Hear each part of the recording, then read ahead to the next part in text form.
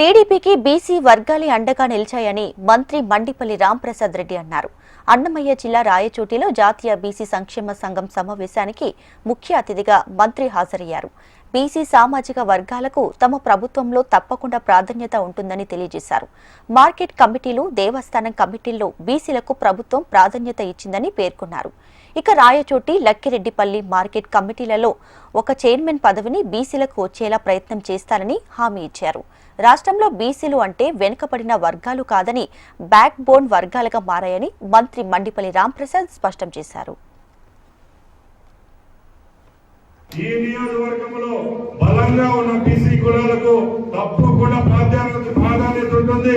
రేపు రాబోయే కాలంలో మార్కెట్ యార్డులలో అయితేనే, దేవస్థానం కమిటీల్లో అయితేనే, ఏ కమిటీల్లోనైనా రేపు ఎంపీటీ, సర్పంచ్, జెడ్పీటీసీల్లో మీకు దక్కాల్సిన వాటాలు తప్పకుండా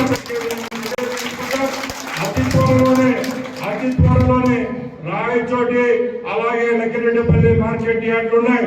దానిలో ఒకదాన్ని బీసీలకు ఇచ్చేదానికి కూడా నిర్ణయం తీసుకోవడం జరిగింది. తప్పకుండా ఎక్కడ వార్డు మెంబర్ల నుంచి ఎంపీటీసీలు అనుకోండి, సర్పంచ్లు అనుకోండి, ప్రతి ఒక్క దగ్గర మీకు గౌరవప్రదంగా మీకు రాజకీయ భవిష్యత్తు కల్పించేదానికి తెలుగుదేశం పార్టీ తరఫున, కుటుంబ ప్రభుత్వం తరఫున నేను ఇస్తానని తెలియజేసుకుంటున్నా.